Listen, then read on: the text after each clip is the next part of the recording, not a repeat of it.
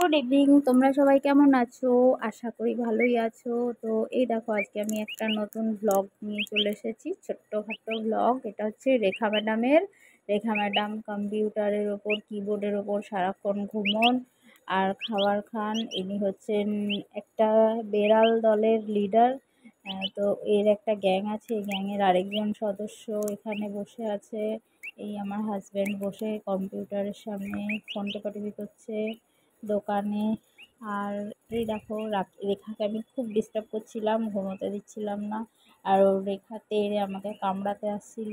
এই দেখো, রেখার আর একটা বন্ধু, সরি গ্যাংয়ের পার্টনার। আর এখানে একটা মোটু হুলো আর একটা মিনি, দুজন মারামারি ঝগড়া করছিল।